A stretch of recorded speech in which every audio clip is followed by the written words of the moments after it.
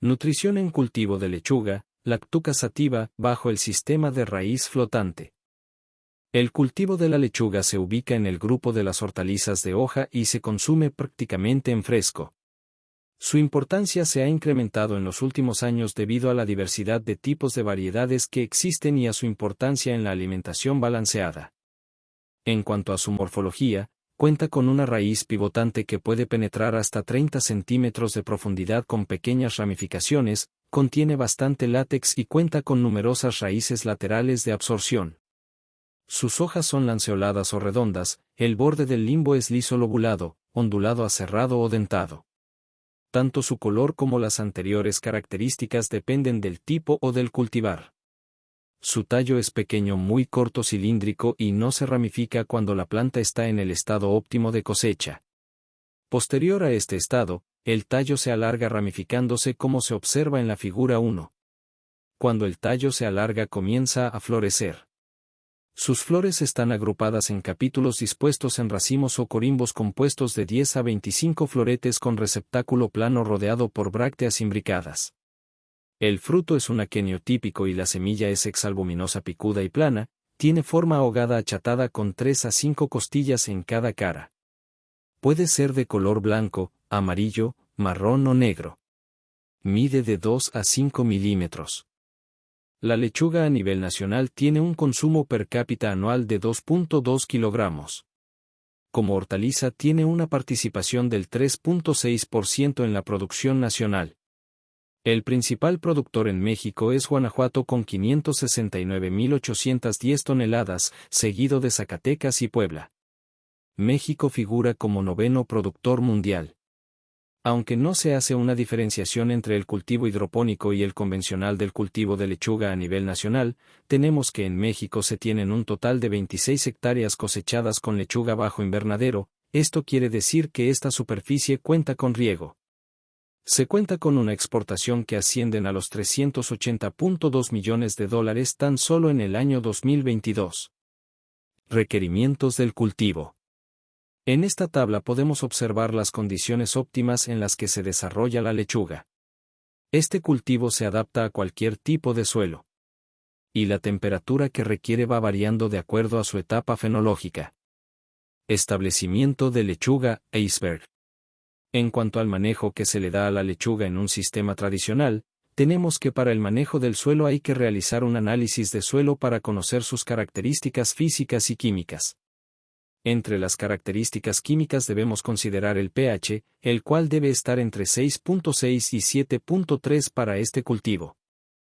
En la siguiente tabla encontramos otras características del suelo recomendadas para la lechuga, como la conductividad eléctrica en 1000 microsiemens, un contenido de materia orgánica de 2.5 a 3%, una textura recomendada de franca o franca arcillosa, entre otras. En caso de tener un suelo con pH menor a 6.6, habrá necesidad de corregir pH, y para esto se puede realizar un encalado con diferentes productos, los cuales tienen diferente tiempo de reacción. Es importante que la aplicación sea con el suelo húmedo y la dosis correcta. Por ejemplo, si nuestro análisis dice que tenemos un suelo franco con pH de 5.5, hay que agregar 1.700 kilogramos por hectárea de cal viva para acercarnos a un pH óptimo para la lechuga. La modificación del pH deberá estar lista para el momento de la preparación del suelo, el cual se realiza con una nivelación para evitar encharcamientos, luego se procede a arar el suelo a una profundidad de unos 30 centímetros y 1 o 2 pasos de rastra previo a realizar los surcos. Para el establecimiento del cultivo se obtendrán plántulas de lechuga iceberg, las cuales deberán estar sanas y vigorosas, con unos 8 centímetros de altura aproximadamente, para poder ser colocadas en surcos altos y que las hojas no estén en contacto con humedad. Las lechugas serán trasplantadas a doble hilera, con una distancia de 90 centímetros entre surcos y 30 centímetros entre plantas, para así obtener una densidad de 74.000 plantas por hectárea. Nutrición de lechuga bajo un sistema tradicional. Hoy, como todos sabemos, nos encontramos con uno de los productos más cultivados y consumidos del mundo. Por lo tanto, es importante conocer la nutrición de la lechuga. En lo que respecta a la agricultura tradicional, la lechuga es una planta sencilla de cultivar.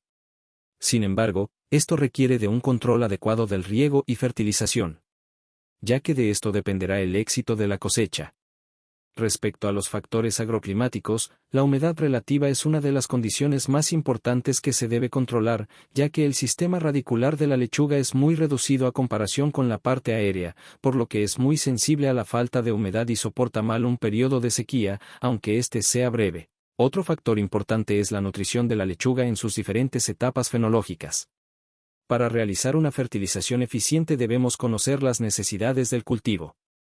Puede ser de ciclo corto, 3 meses, o ciclo largo, 4 meses.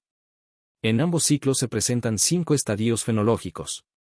La emergencia. La salida de la tercera hoja verdadera desplegada. La formación de la cabeza. El 50% del tamaño de la cobertura alcanzada. Y la etapa de cosecha. En cuanto a la fertilización, en la siguiente tabla se indica el abonado medio recomendado para el cultivo de lechuga para un suelo de fertilidad media con un contenido medio de fósforo y potasio.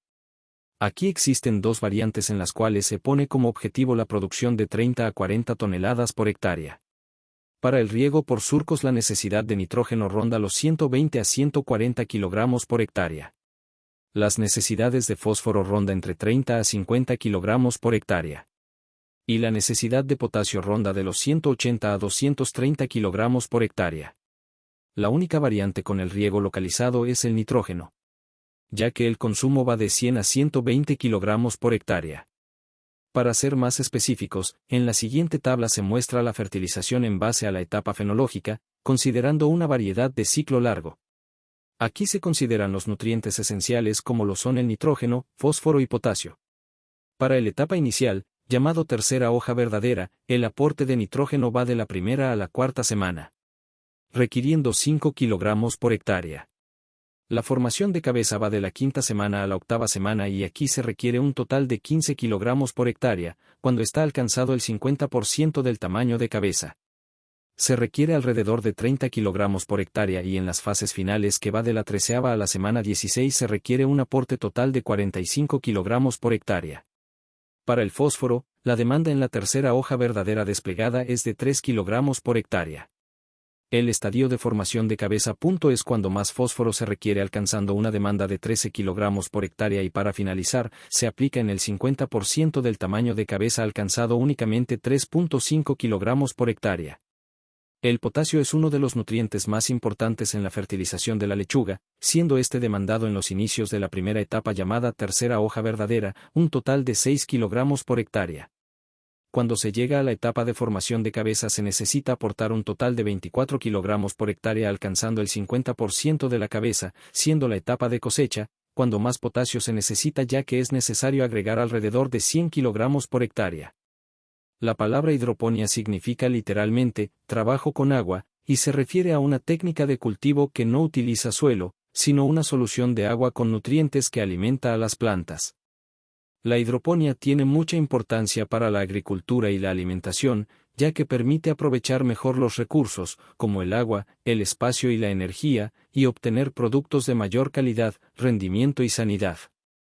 Dentro del sistema de hidroponía se controlan distintos factores que deben tener un monitoreo continuo para asegurar el buen desarrollo de las plantas. Debido a que las raíces no se encuentran establecidas en el suelo, se deben suministrar los nutrientes directamente a las plantas a través del agua.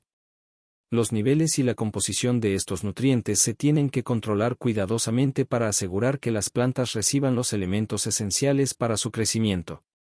La temperatura del entorno como del agua es muy importante monitorearla, ya que de ello depende la tasa de crecimiento y otros procesos de la planta.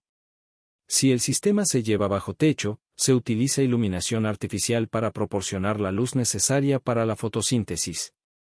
La duración y la intensidad de la luz se controlan para imitar las condiciones ideales de crecimiento. Otro factor que se tiene que monitorear es la conductividad eléctrica, ya que está relacionada con la concentración de sales disueltas en el agua. La conductividad eléctrica tiene que ver también con la capacidad de las plantas para absorber agua. Otro factor muy importante es el pH del agua, ya que dependiendo de su valor se define en gran medida la disponibilidad de muchos nutrientes.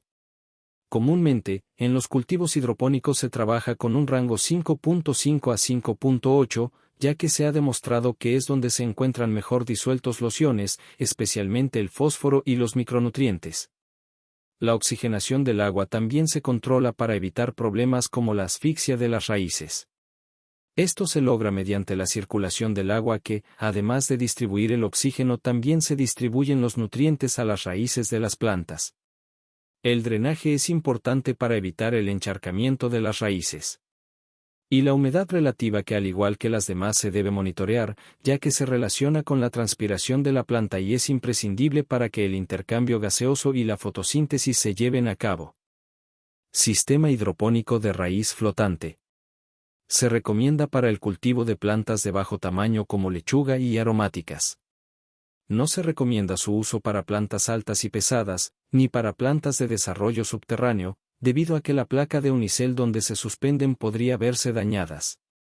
Estas superficies de unicel se mantienen flotando sobre contenedores con solución nutritiva, oxigenada de manera frecuente. Este sistema permite obtener producciones automatizadas si se cuenta con las herramientas adecuadas. También permite cuidados mínimos en el control de plagas y el tiempo de cosecha. La mayoría de los cultivos se verá acelerado, cosechando incluso a los 35 días de trasplantado. El diseño del área del estanque debe permitir el espaciamiento de una planta el día 21.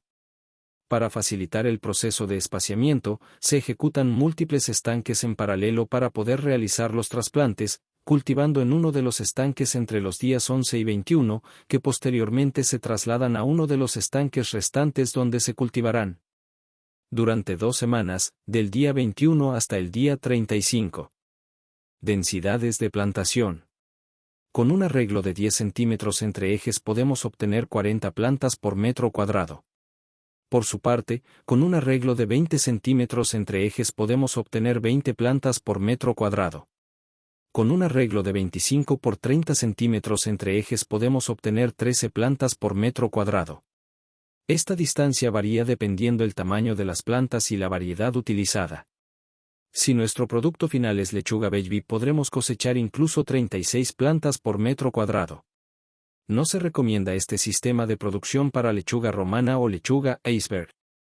Estas son exclusivamente manejadas en sustrato debido a su peso y hábito de crecimiento. En cuanto al manejo de cultivo, lo primero es acondicionar el contenedor. Este puede ser realizado con un recipiente forrado con plástico negro calibre 600 que le infiera impermeabilidad. Posteriormente, el tamaño del unicel se ajusta al tamaño del contenedor, así como perforar del tamaño correcto para que las canastillas puedan sujetarse adecuadamente. No es recirculante, por lo que el agua se queda estancada y con el tiempo pierde oxígeno, por eso se debe instalar un sistema de oxigenación para favorecer el intercambio gaseoso y mantener nuestra solución nutritiva y las raíces del cultivo en óptimas condiciones. Este proceso se puede programar con ayuda del timer. Los flotadores de poliestireno se deben desinfectar entre cada ciclo de cultivo con una solución de lejía al 2%. Listo el contenedor, se procede a llenar con agua, medir y ajustar el pH y la conductividad eléctrica, colocar la solución nutritiva y colocar encima la placa de unicel. En este sistema, se pueden realizar siembras directas o realizar trasplantes. Si se ponen a germinar, estos deben permanecer en el área de germinación aproximadamente 11 días, protegiéndose del pleno sol directo para evitar daños a las plantas. Pasado este tiempo, se procede a hacer un trasplante al área del estanque, colocando una solución fertilizante al agua de riego 24 horas después de la siembra. La conductividad eléctrica a lo largo de todo el cultivo se debe mantener entre los 1.2 a 1.8 microsiemens. El pH de la solución debe permanecer entre valores de 6 y 7 durante todo el tiempo de cultivo.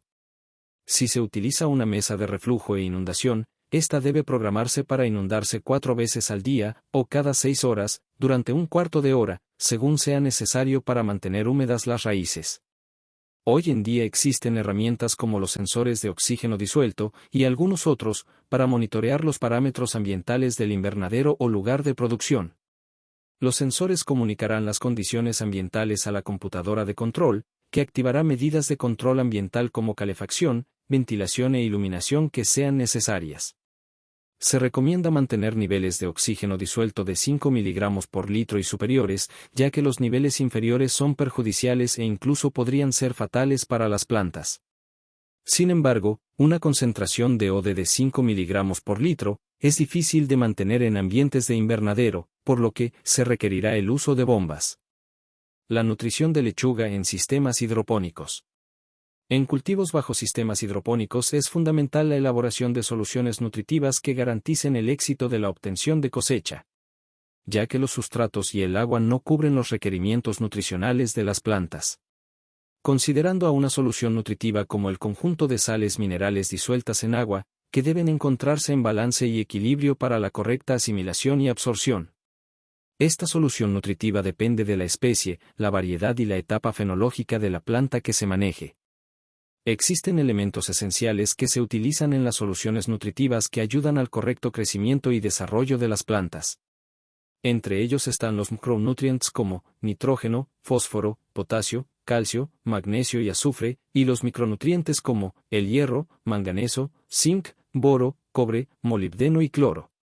Además, podemos encontrar fertilizantes que se utilizan en hidroponía que contienen estos elementos como los nitratos, fosfatos, sulfatos, entre otros, que se muestran en la tabla de la derecha. Por otro lado, hay formulaciones universales que funcionan en sistemas hidropónicos, donde se dan las cantidades en gramos o partes por millón que se tienen que disolver en agua y aplicarlos. Estas soluciones ya vienen formuladas para estar en el equilibrio necesario para que las raíces lo asimilen. Pero para que funcionen de la manera correcta, se tienen que controlar los rangos de pH, conductividad eléctrica, entre otros.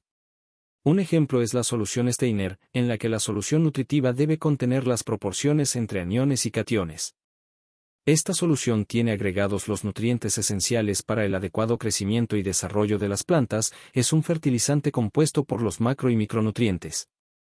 Para poder prepararla es necesario contar con equipo de seguridad, y se empieza por disolver cada uno de los siguientes ingredientes por separado.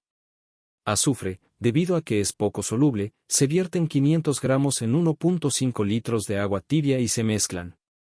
Una vez disueltos se agregan a un recipiente más grande. Nitrógeno, se disuelve 1 kilogramo de nitrógeno en un recipiente de 2 litros de agua y se mezcla homogéneamente. Después se agrega al recipiente más grande. Fósforo, se disuelven 200 gramos de fósforo en 3 litros de agua, y nuevamente se mezclan en el recipiente más grande. Asimismo, se continúa con los demás nutrientes en el orden que sigue. 600 gramos de potasio. 200 gramos de magnesio. 400 gramos de calcio. También 30 gramos de hierro. 10 gramos de zinc. 2 gramos de molibdeno. 10 gramos de boro. 10 gramos de manganeso. 6 gramos de cobre.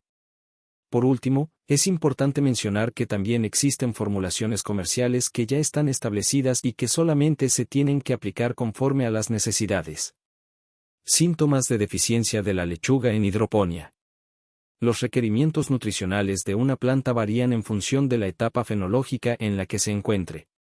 Y en sistemas de hidroponía, es común encontrar problemas por causa de las 4 principales cosas: nutrición, ambiente de crecimiento de la planta, plagas y patógenos.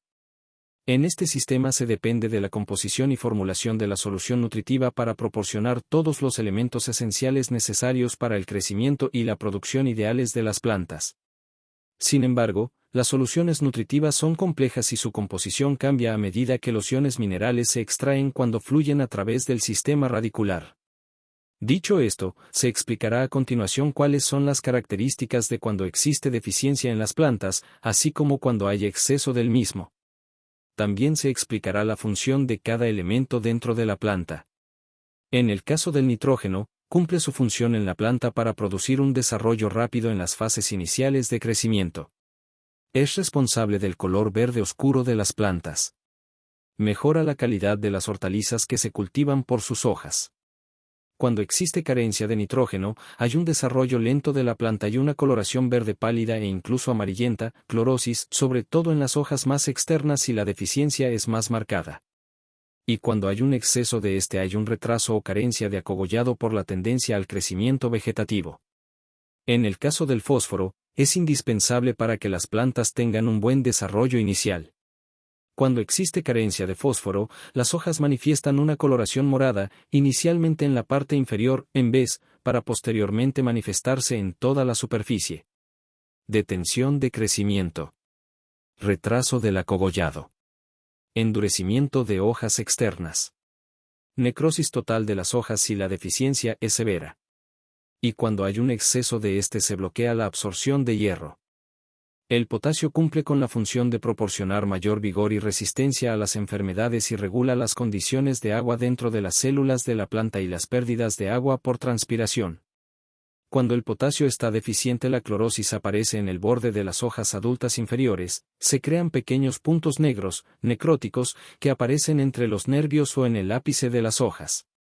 La resistencia a los patógenos disminuye. El crecimiento se retrasa. Y cuando hay un exceso hay mayor absorción de magnesio, lo que provoca un desequilibrio carencial en la absorción del potasio. El calcio es constituyente de la pared celular y afecta la absorción de otros nutrientes, especialmente el nitrógeno. En cuanto a deficiencias existe una falta de acogollado, se reduce el crecimiento, las hojas jóvenes crecen en forma de roseta, y hay coloración más oscura en las hojas. Clorosis y necrosis de hojas y tallos en el ápice si la deficiencia es grave. Aparición de quemaduras en los bordes. Y las hojas se ponen duras cuando hay un exceso de este nutriente. El magnesio constituye la clorofila, esencial para todas las plantas verdes. Mantiene el color verde oscuro en las hojas y regula la absorción de otros nutrientes. Cuando hay deficiencia de magnesio, las características son: clorosis intervenal desde el centro de las hojas hasta los bordes, principalmente en hojas externas.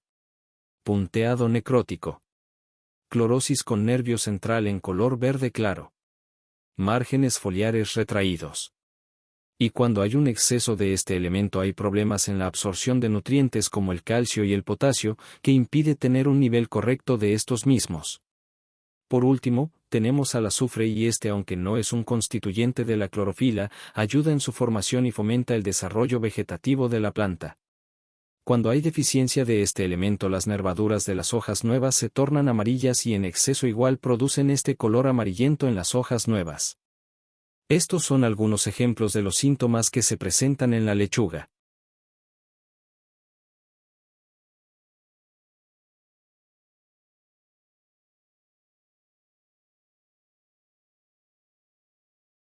Gracias por su atención.